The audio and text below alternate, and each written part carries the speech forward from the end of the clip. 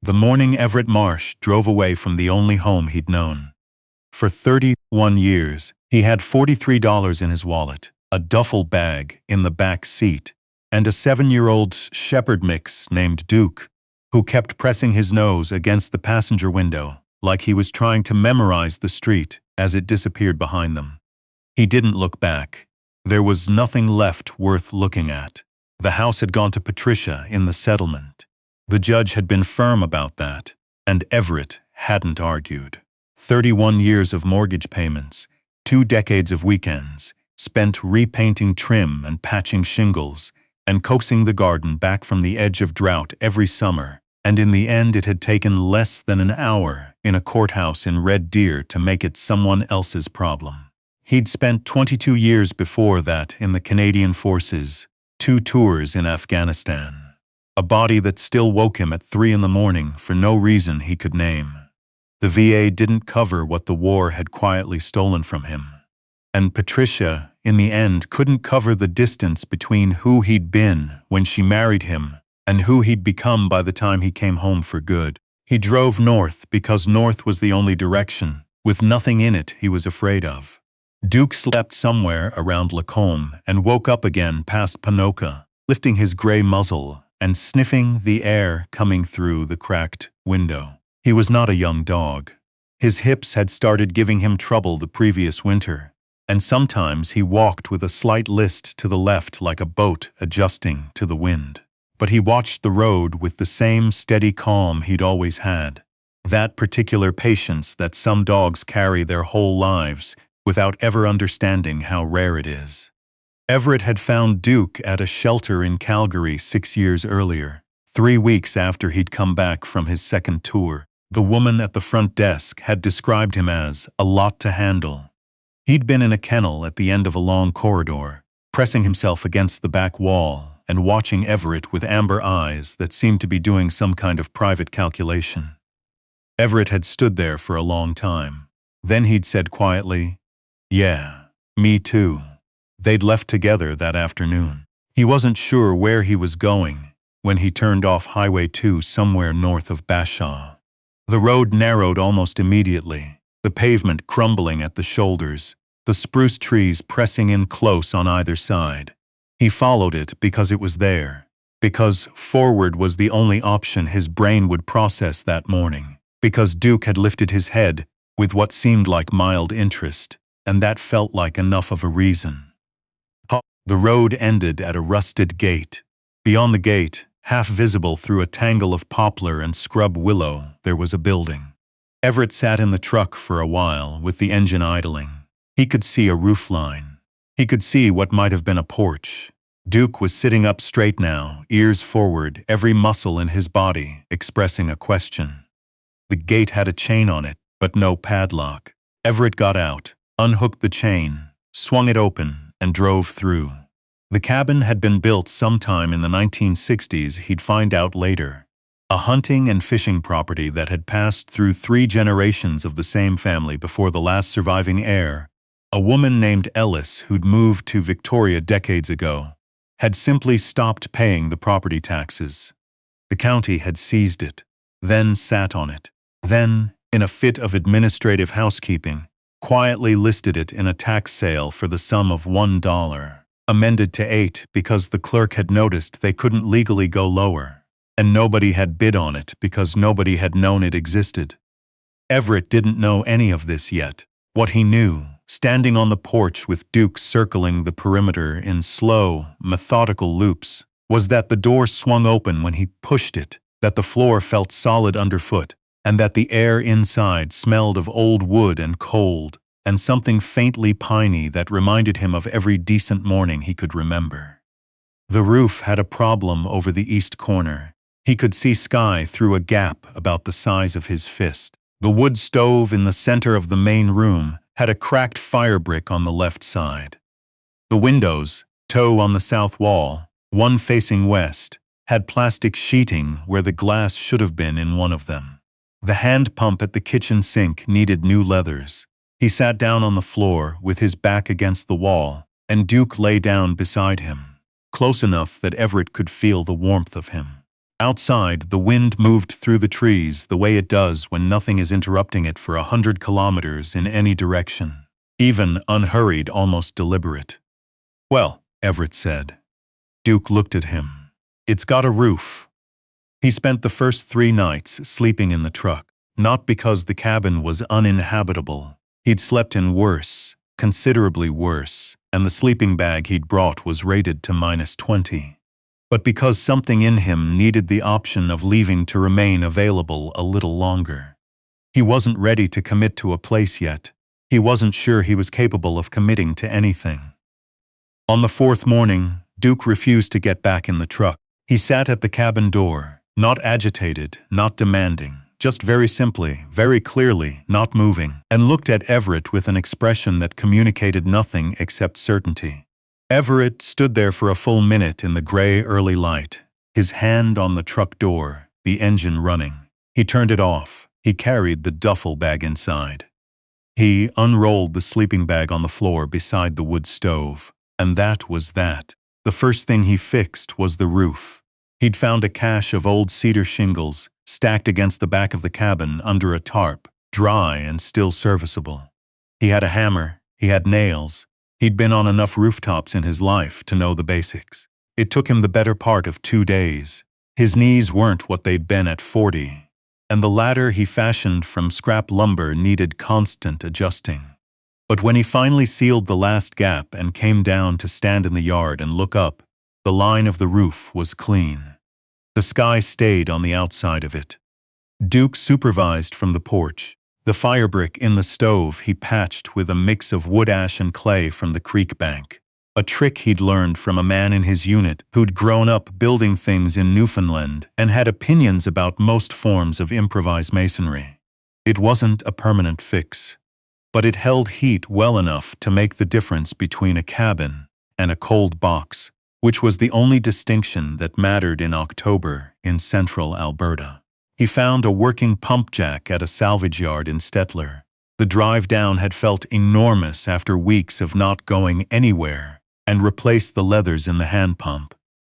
The first time clear water came up, he stood at the sink and let it run over his hand for a long time, not thinking about anything in particular.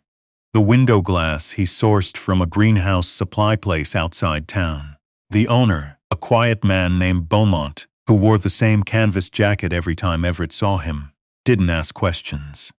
He cut the pane to size and helped Everett load it into the truck and charged him less than he should have. Everett thanked him. Beaumont nodded and went back inside. It was the most satisfying conversation Everett had had in months. There were days that were harder than others, days when the work ran out by early afternoon, and the silence of the place shifted from something steady and clean into something that pressed. He'd sit on the porch steps with Duke and look at the tree line and try to remember what it had felt like to want things, to have plans that extended past the following morning. He wasn't depressed, exactly. He'd been depressed before, knew the specific gravity of it, and this was different. This was more like being between things, like a room that had been emptied and not yet refurnished. He thought about Patricia sometimes, not with anger. The anger had gone somewhere he couldn't locate, mostly with a kind of confused grief for the version of himself that had believed love was something you could preserve through sheer endurance. He'd endured a great deal in his life. It turned out that wasn't the same as being present.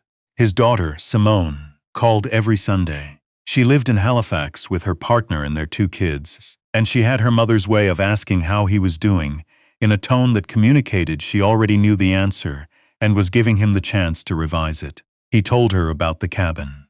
She was quiet for a moment, then said, "Dad, you bought a cabin." He explained about the tax sale. She said, "So you bought a cabin for $8. He said the county records office had been very professional about it. She laughed, a sudden real laugh that crossed the distance between them like something let loose, and he felt something ease in his chest that he hadn't known was tight. "Duke's good," he said, because he knew she'd ask next. "Duke's always good," she said. "Duke's the most emotionally stable member of your household." "He's my whole household. That's what I mean." The snow came early that year, the first week of November, a heavy inland snow that fell straight down for 2 days without any wind to redirect it. By the time it stopped, the cabin wore about 40 centimeters of it. The trees held their loads without complaint. The world was very quiet and very white, and the smoke from the stovepipe went straight up into the gray sky like a signal. Everett had laid in enough firewood. He'd spent most of October splitting and stacking 2 cords, which he judged to be enough for a first winter in an unfamiliar space, and the stack along the south wall of the cabin was one of the more satisfying things he'd built in recent memory.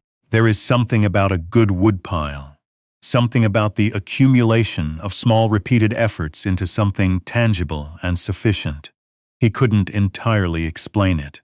He'd stopped trying. Duke's hips were worse in the cold. Everett had started lifting him up onto the low bench by the stove at night so he could sleep somewhere warm and raised. Duke accepted this with the dignified resignation of someone who understood perfectly well what was happening, but had decided to allow it. In the mornings, Everett would hear him readjust, and the small sounds of that, the careful movements of an old dog finding his position, were, oddly, among the most comforting things in his daily life. A neighbor found him in late November. She arrived without announcement, pulling up to the gate in a 20-year-old pickup truck with a border collie in the passenger seat. She was somewhere in her 70s, small and upright, with the kind of face that suggested she'd spent most of her life outdoors and didn't see any reason to stop. She introduced herself as Adeline Frost. She said she farmed about 12 kilometers east and had noticed the smoke. Figured it was either someone who bought the place or someone who shouldn't be there, she said, looking at the cabin with an expression of measured assessment. And whoever it is, they fixed that roof. Last fall's buyer, Everett said. Everett Marsh. She looked at him for a moment. Forces? He nodded. She didn't offer any particular reaction to that. No ceremony, no excess of gratitude, which he appreciated. She just said, "Stove holding up?"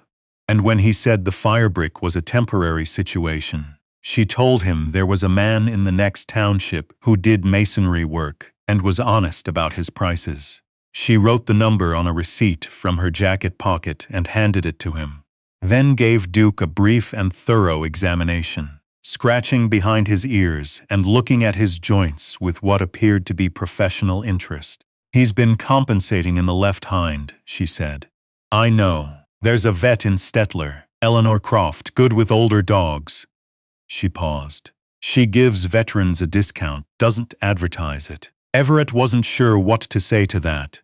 "I've got a casserole in the truck," Adeline said. "For you, not the dog." She left the casserole and a loaf of bread wrapped in a dish towel and drove back down the road without making anything of it. Everett stood on the porch for a while after her taillights disappeared. Duke sat beside him. The evening light had gone the color of old copper across the snow. "Don't read into it," he told Duke. Duke said nothing. He started getting better at things he'd never thought about before. Bread. He'd bought a bag of flour in Stettler almost by accident, putting it in the cart without a clear plan, and one gray afternoon he decided he'd try it, working from a handwritten recipe he found tucked inside the back cover of a cookbook left behind in the cabin's single kitchen drawer.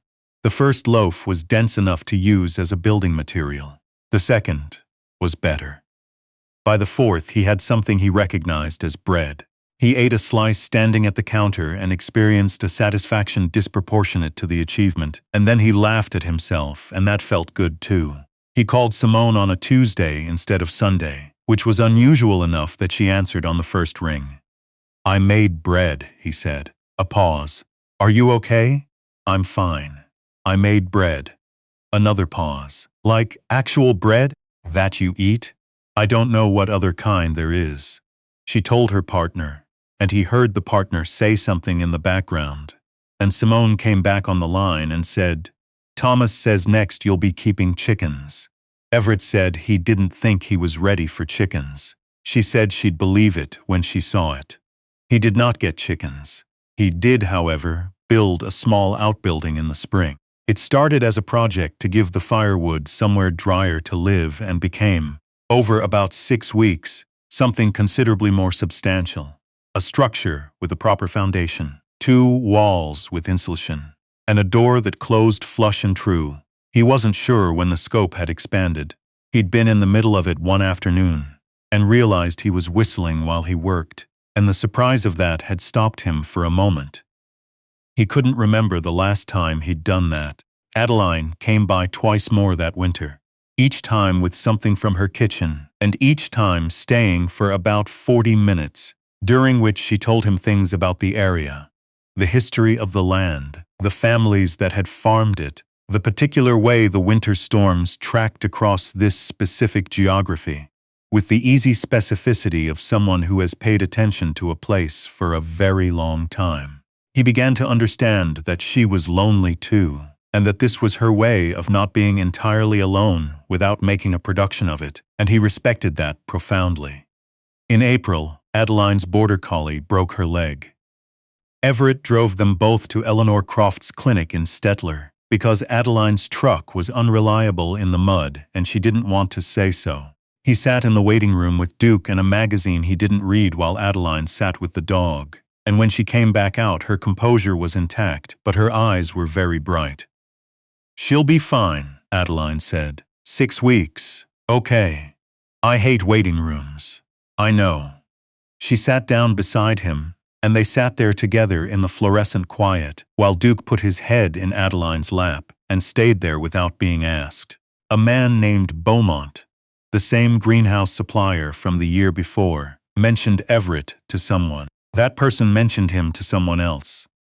By June, a younger veteran named Tristan, who'd come back from a tour with the kind of damage that doesn't show on the outside, called the number of the county land office and asked about the property next to Everett's 3 kilometers down the road, which had also been sitting in tax arrears.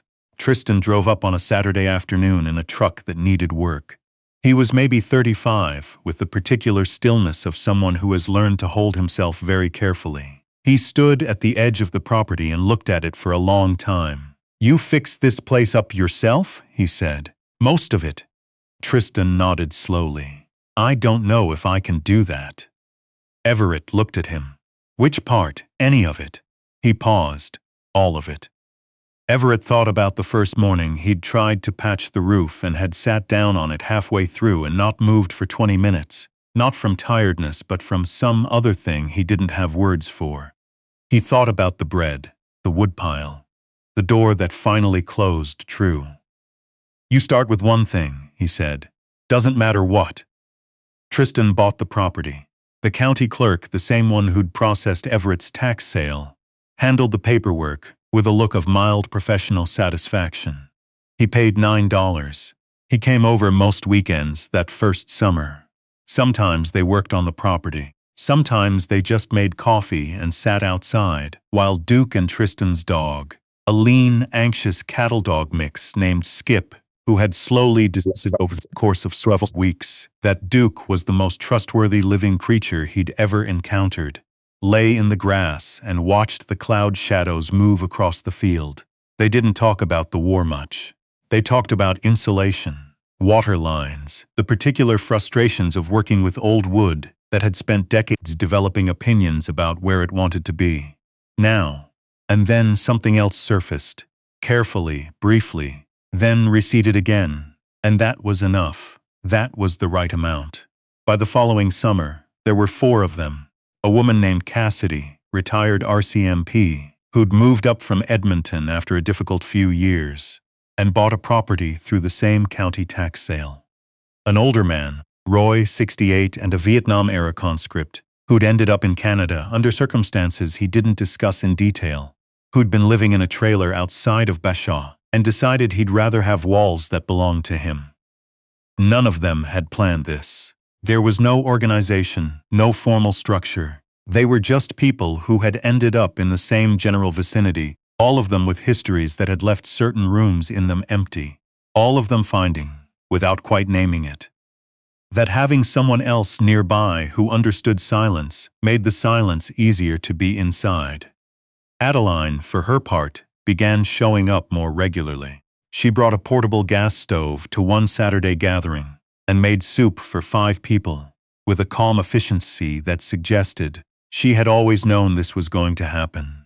She'd just been waiting for everyone else to figure it out. Simone flew in that October for a long weekend. She'd planned to stay in a motel in Stettler, and Everett had set up a proper guest corner in the cabin.